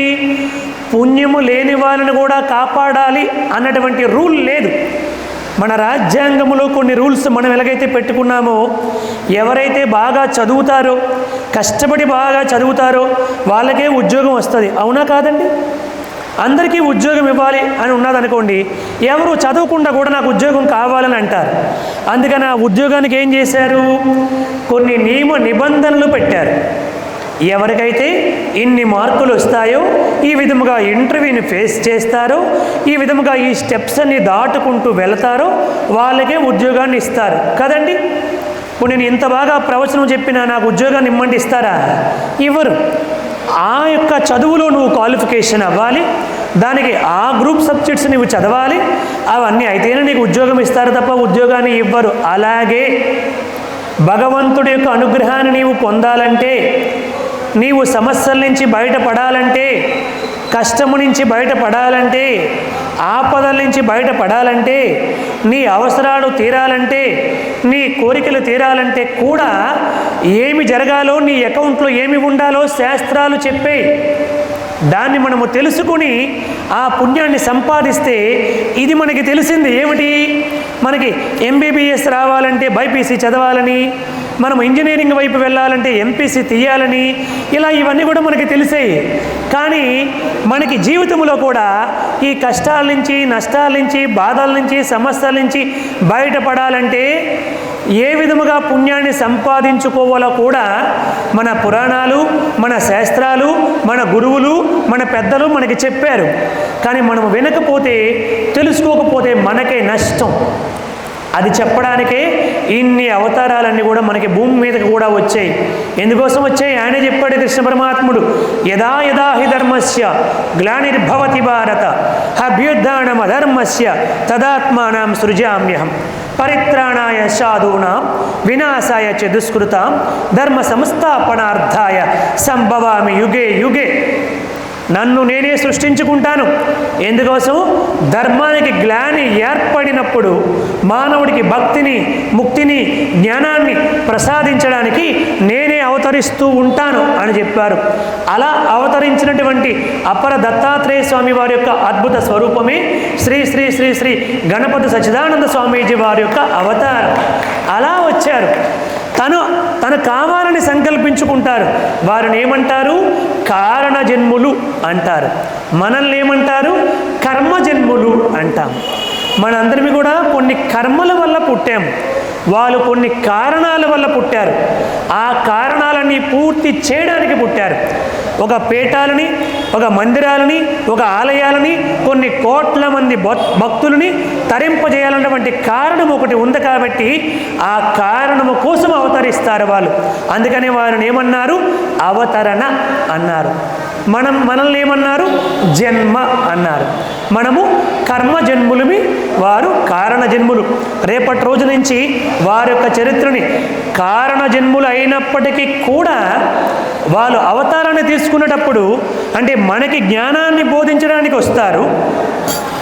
మనల్ని కూడా ఉద్ధరించడానికి వస్తారు. మనకి సన్మార్గములో ప్రవేశపెట్టడానికి అవతార పురుషులు అవధూతులుగా, గురువులుగా, సద్గురువులుగా వచ్చినప్పటికీ దేహాన్ని ధరించి వచ్చినప్పుడు వాళ్ళు కూడా మనలాగే ఎన్ని అవస్థల్ని దాటవలసి ఉంటుందో ఒకసారి మనం పరికిస్తే పూజ్య శ్రీ గణపతి సచ్చిదానంద స్వామీజీ వారి యొక్క సూక్ష్మంగా వారి యొక్క చరిత్రను నేను చెబుతాను. నాకు ఆంజనేయులు గారు వారి యొక్క దివ్య చరిత్రని పుస్తకాన్ని పంపించారు. అది చదువుతూ వింటూ ఉంటే రోమాంచితం అయిపోయిందండి. ఒక సప్తాహము చెప్పుకున్నా కూడా సరిపోదండి, అంత గొప్ప చరిత్ర వారిది. దాదాపు 900 పేజీల చరిత్రని నాకు పంపించారు. అదంతా కూడా చదివితే ఎంత ఆనందము కలిగిందో, నాకు తెలియనివి ఎన్నో విషయాలు తెలుసుకున్నాను. ఈరోజు మనము 2 విషయాలు ప్రతిరోజు ఈ 7 రోజుల్లో కూడా వారి యొక్క చరిత్రని సంక్షిప్తముగా కొన్ని ముఖ్యమైన విషయాల్ని రామాయణముతో పాటు గురూజీ గారి విషయాలు కూడా మీకు కొంచెం చెప్పడానికి ప్రయత్నం చేస్తాను. మీరు శ్రద్ధతో విని మన గురూజీ గారి యొక్క చరిత్రను కూడా తెలుసుకోండి. జై బోలో పూజ్య శ్రీ గణపతి సచ్చిదానంద స్వామీజీ వారికి. 1924లో స్వామీజీ వారి యొక్క తల్లి శ్రీ మాతా జయలక్ష్మి మాత జన్మించారు. 1924లో ఎక్కడ? కర్ణాటకలో మేకేదాట్ అన్నటువంటి పుణ్యక్షేత్రములో కావేరి, అర్కావతి, గుప్తగామిని అన్నటువంటి త్రివేణి సంగమం ప్రాంతంలో జన్మించారండి. స్వామివారి యొక్క మాతృమూర్తి జయలక్ష్మి మాత అక్కడ జన్మించారు. సరే, వారి తండ్రి గారు నరసింహ శాస్త్రి గారు. వీళ్ళిద్దరికీ ఆ పరమాత్ముడి యొక్క దివ్య అనుగ్రహము చేత వివాహము జరిగింది. ఆ వివాహం ఎలా జరిగింది అది కూడా మీకు తర్వాత ముందుకు వెళ్ళాక చెబుతాను. సరే, ఇప్పుడు స్వామీజీ వారు ఎప్పుడు జన్మించారంటే 1942 మే 26వ తేదీన శుద్ధ ఏకాదశి మంగళవారము మన స్వామీజీ గణపతి సచ్చిదానంద స్వామీజీ వారు సత్యనారాయణ నామధేయంతో, అంటే నేటికి 84వ సంవత్సరం అవుతుందండి స్వామీజీ వారు జన్మించి. 83 సంవత్సరాలు పూర్తయి 84వ జన్మదినోత్సవం వస్తుంది రేపు మే 26వ తేదీ వస్తే. సరే, ఆ తల్లిదండ్రులకి సంతానము 4. స్వామీజీ వారు, అలాగే వరలక్ష్మి, సరస్వతి, కోదండరాముడని స్వామీజీ వారికి 2 చెల్లెళ్ళు, 1 తమ్ముడు ఉన్నారన్నమాట. స్వామీజీతో కలిసి 4. బాల్యమంతా కూడా అనేక సాధనలతో తల్లి దగ్గరే అనేక విద్యల్ని అవపోసన పట్టారు పూజ్య స్వామీజీ వారు. సాక్షాత్తు జగన్మాత దర్శనాన్ని ఆ అమ్మగారిలో స్వామీజీ వారు చేసుకున్నారు. ఆ అమ్మ స్వామివారికి, జయలక్ష్మి మాత జగన్మాతగా స్వామివారికి దర్శనాన్ని ప్రసాదించింది. ఏ అమ్మవారిని దగ్గర మనం పూజిస్తున్నామో, అమ్మలగన్నయమ్మ, ముగ్గురమ్మల మూలపుటమ్మ, చాలా పెద్దమ్మ, సురారులమ్మ, కడిపారడి బుచ్చినయమ్మ, తన్నులో నమ్మిన వేల్పుటమ్మల మహత్వ కవిత్వ పటుత్వ సంపదల్ అని చెప్పి పోతనామాతుడు ఏ అమ్మవారిని అయితే ప్రార్థన చేశాడో ఆ జగన్మాత, ఆ రాజరాజేశ్వరి మాతని మనందరం కూడా ఆ స్వామివారు ఆ అమ్మవారి రూపంలో ఆయనకి దర్శనాన్ని ప్రసాదించారు. చిన్నప్పుడే అనేక విద్యలన్నీ కూడా స్వామీజీ వారికి బోధించారు. కోదండరాముడు శ్రీరామనవమికి ముందు రోజు జన్మించారన్నమాట. స్వామీజీ వారికి తమ్ముడు, ఆఖరి తమ్ముడు. శ్రీరామనవమి రేపు మనం చేసుకోబోతున్నాం కదా, ఆ నవమి ముందు రోజు నాడు జన్మించారు 1953లో. అతను జన్మించిన కొన్ని నెలలకే అమ్మవారు తన కుమారుడికి తనలో ఉన్నటువంటి సకల శక్తుల్ని కూడా ధారపోసేసి అనేక దివ్య దర్శనాలు ప్రసాదించి, నీవు ఎందుకోసం అవతరించేవో, ఏ ఏ కార్యక్రమాలు చేయాల్సి ఉందో వాటన్నింటినీ కూడా అప్పుడు స్వామీజీ వారికి కేవలం 11 సంవత్సరాలండి. ఆ 11 సంవత్సరాల ప్రాయములో భవిష్యత్తు కార్యాచరణ అంతా కూడా చెప్పి, నీకు ఇదిగో ఈ సంసార బంధాలు కూడా ఉంటాయి, నీవు సాధనలో ఇంకా గొప్ప స్థితికి వెళ్ళడానికి ఈ 2 చెల్లెళ్ళను కూడా నీవే సాకాలి అని ఆ సంసార తత్వాన్ని కూడా బోధించి, అపరమైనటువంటి జ్ఞానాన్ని అంతా కూడా బోధించి, ఒక శంకరి జయంతి రోజు ఆ అమ్మగారు అవతార పరిసమాప్తి చేశారు. ఆవిడ జన్మించింది కూడా శంకరి జయంతి 1924లో. అవతార పరిసమాప్తి మాతాజీ అవతార పరిసమాప్తి చేసినటువంటిది కూడా 1953 శంకర జయంతి రోజు స్వామీజీ వారికి 11వ ప్రాయంలో అమ్మవారు అవతార పరిసమాప్తి చేసేశారు. అప్పుడు ఎప్పుడైతే అవతార పరిసమాప్తి అయిపోయిందో ఆ యొక్క భర్త గారైనటువంటి అంటే స్వామీజీ వారి తండ్రి నరసింహ శాస్త్రి గారికి తీవ్రమైనటువంటి వైరాగ్యం వచ్చింది. ఆ తీవ్రమైనటువంటి వైరాగ్యం వల్ల ఈ పిల్లల్ని అంత బాగా చూసుకోలేకపోవడం వల్ల ఇక్కడ బొమ్మేపర్తి నుండి తీసుకుని మైసూరుకి వెళ్ళి తాతగారి ఇంటి దగ్గర పెట్టేశారు. ఎవరిని?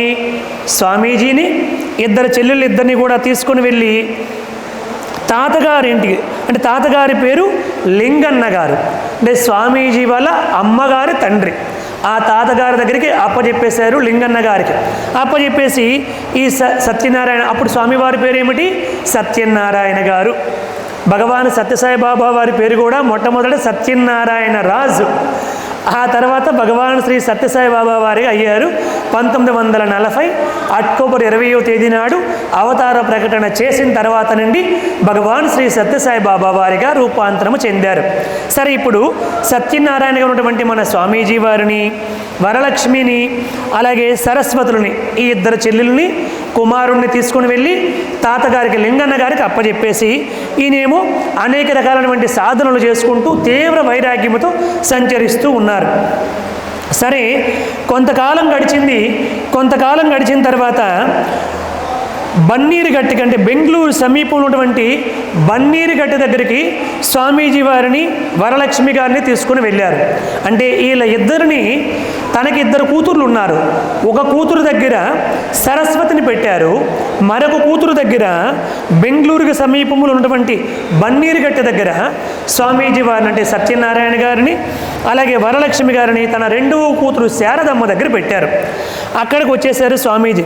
అక్కడ చెంపకదామేశ్వరి ఆలయంలో గొప్ప సాధనలు చేశారు. అలాగే అక్కడ దగ్గరలో ఉన్నటువంటి చిట్టి అడవిలో కూడా వెళ్ళి స్వామీజీ వారు గొప్ప సాధనలు చేసుకుంటూ వచ్చారు. అటువంటి ఆ సాధనా రహస్యాలని రేపటి రోజున మనందరం కూడా ఇంకా తెలుసుకునే ప్రయత్నాన్ని చేద్దాం. శ్రీరామచంద్రమూర్తికి, సీతామాతకు, లక్ష్మణస్వామికి, ఆంజనేయ స్వామికి, పూజ్య శ్రీ గణపతి సచ్చిదానంద స్వామీజీ వారికి. హరే రామ హరే రామ రామ రామ హరి హరే, హరే కృష్ణ కృష్ణ కృష్ణ హరి హరే.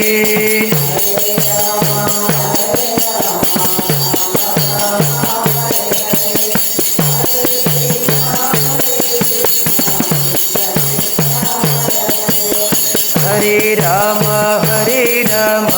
రామ రామ హరి హరే, హరే కృష్ణ కృష్ణ కృష్ణ హరి హరే.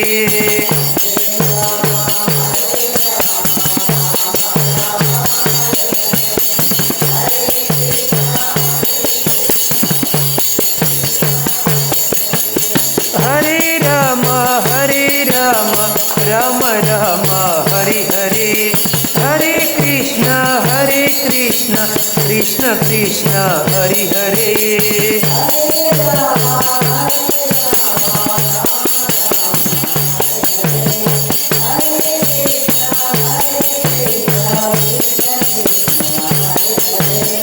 హరే రామ రామ రామ హరి హరే, హరే కృష్ణ కృష్ణ కృష్ణ హరి హరే.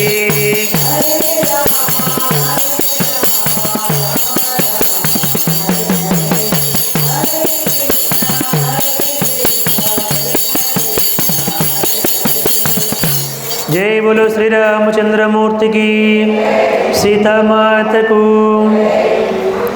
मंगलम कौशलेन्द्राय महनीय गुणात्मने चक्रवर्ती तनूजाय सार्वभौमाय मंगलम वेद वेदांत वेद्याय मेघश्यामलमूर्तये पुंसामोहन रूपाय पुण्यश्लोकाय मंगलम श्रीकांताय कल्याण निधये निधयेर्दिनां श्रीवेंकटनिवासाय श्रीनिवासाय मंगलम ఉమాకాంతాయ కాంతాయ కామితార్థప్రదాయినే శ్రీగిరీశాయ దేవాయ మల్లినాదాయ మంగళం.